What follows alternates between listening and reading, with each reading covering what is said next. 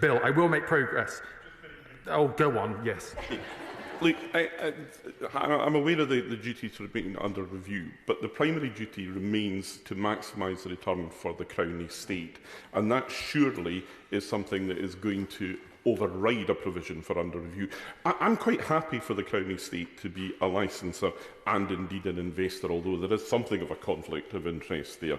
But as this bill progresses, surely there needs to be more concern taken about the impact that it will have on other seagoing industries in a way that I fear the Minister's initial response to me suggests that maybe has not been given sufficient attention thus far.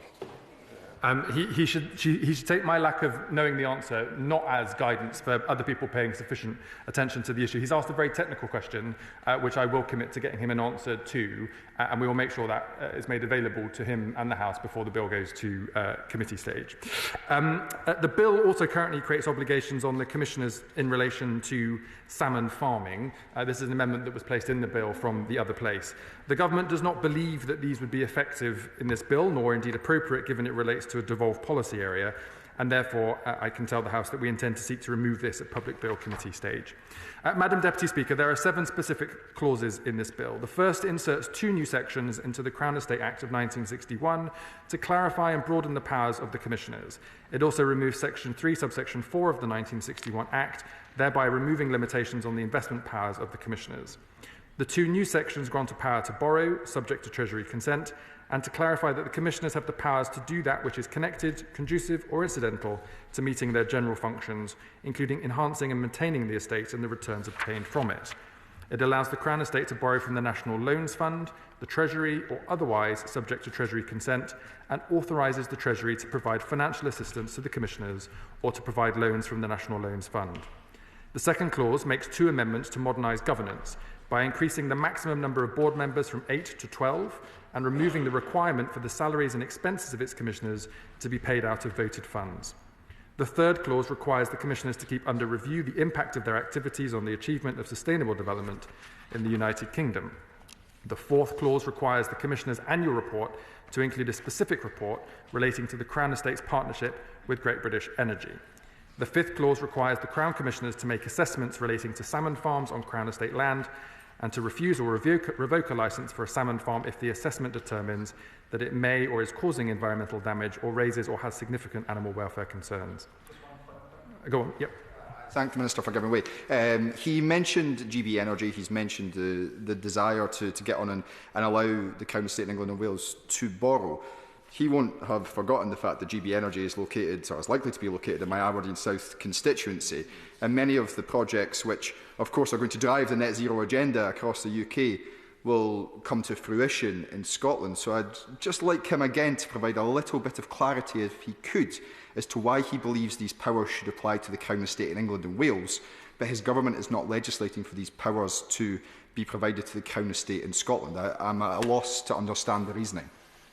I thank him for his other intervention. He will know that the ambitions for GB Energy are broader than they relate to the provisions in the bill today.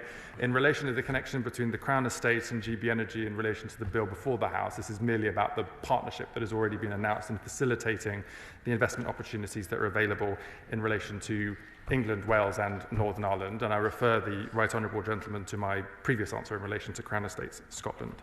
The fifth clause, yes. Thank you. Thank you very much, Madam Deputy Speaker. We've talked about Scotland a little bit in the context of this bill, Wales and elsewhere. Does the Minister believe that this bill will stimulate greater economic growth in other areas of the country, in regions like the South West Peninsula, where we have a huge amount of wind energy potential, for example? So has the Minister done an assessment of what sorts of investment opportunities might come out of this bill? Thank you. I thank my honourable friend, the Member for Exeter, for his excellent question. He will know from the work of ministerial colleagues in the Department for Energy that there's enormous potential for offshore wind in the Celtic Sea and off of the southwest coast that is currently largely untapped. But a lot of the work that needs to be done in order to make those seabeds available and to be able to bring the interconnections on shore and then connect it to the grid to be able to make it viable for private sector investment requires quite a lot of upfront work.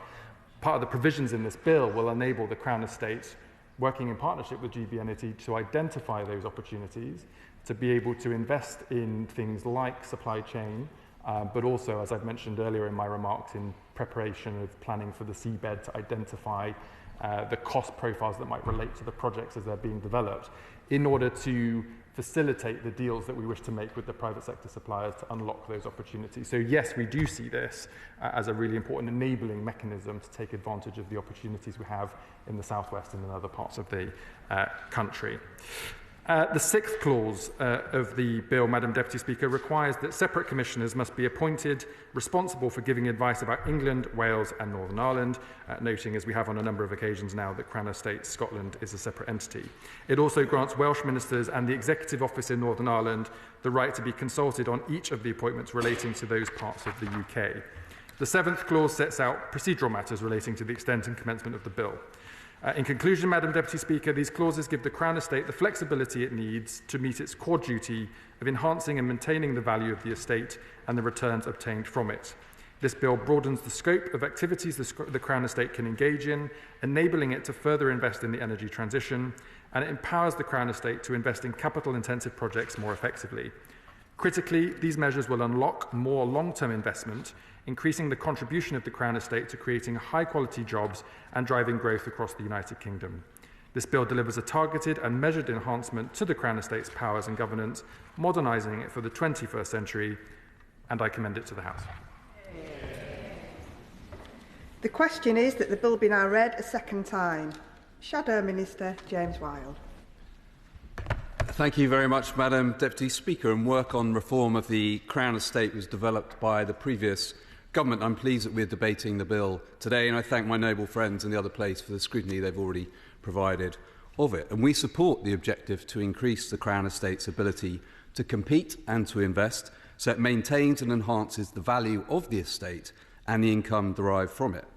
And assets managed by the Crown Estate are not the property of the government, nor are they part of the sovereign's private estate. Since George III, the assets are held in right of the Crown, which encompasses the interests of the sovereign and the government. And that's why it's important that there is appropriate scrutiny of the Crown Estate and its assets, which total £15.5 billion, a rural portfolio of 185,000 acres, managing roughly 7,400 miles of coastline, with one of the largest portfolios of property in the West End. And of course, it returns all of its profits to the Treasury.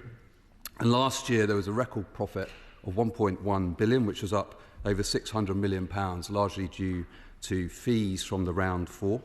And over the last decade, it's generated £4.1 billion for the nation's finances. But there is the potential to do more. And in the business case prepared under the last government, the Crown Estate estimated that changes that are in this bill would enable it to generate £100 million a year in additional revenues by 2030. So it's right, therefore, that we help to modernise the Crown Estate as it aims to create lasting prosperity for the nation.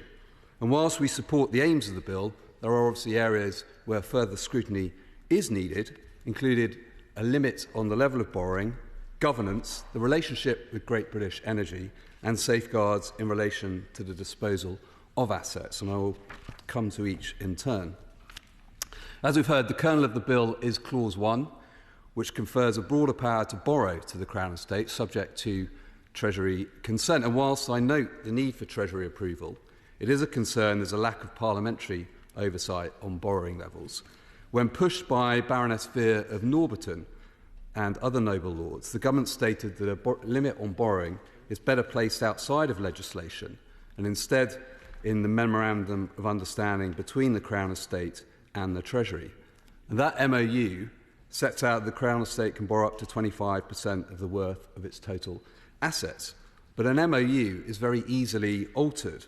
Public borrowing levels should be transparent. If Parliament's being asked to remove restrictions on borrowing, then why shouldn't there be a cap in legislation with the ability to swiftly amend it through statutory instrument if necessary to protect against unconstrained borrowing and the concerns of my honourable friend raised? I give way to my for my honourable friend giving way. Can I agree with him? The Crown Estate and Treasury Framework Agreement was, I think, ineffective, or at least could have been strengthened. Memorandum of Understanding in a similar vein. So I support